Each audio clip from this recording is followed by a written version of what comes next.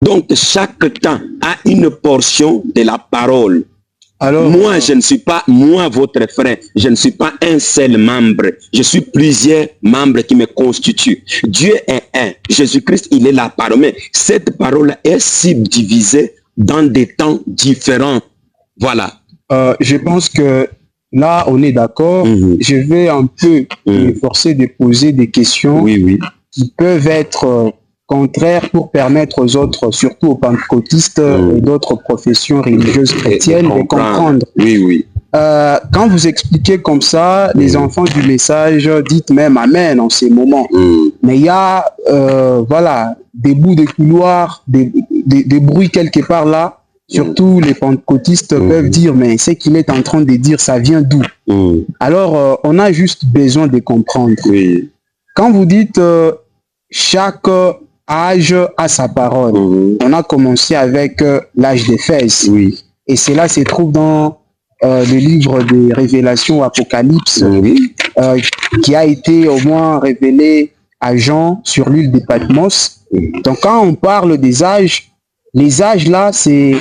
On prend les noms des villes, mais en réalité, ce sont des âges. Comment on peut comprendre? Et surtout, un autre problème, c'est que, voilà, vous les églises du message, vous dites des choses et parfois, vous divisez vous-même.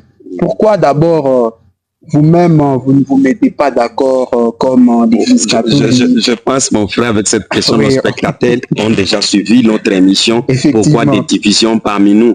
C'est une émission déjà passée. Ils peuvent aller sur YouTube pour suivre pourquoi il y a des divisions parmi nous.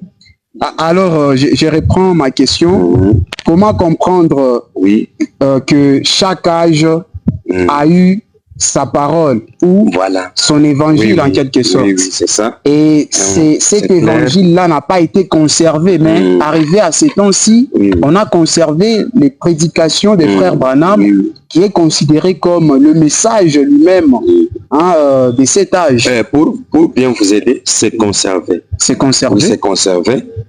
Les messages des âges passés, des Thyatire, des Sardes, des Smyrne, tout ça c'est conservé. C'est conservé. C'est là où il y a la différence entre nous qui croyons les messages et les autres, les dénominations. Pourquoi? Ils ont la parole des âges passés alors qu'ils vivent au temps présent.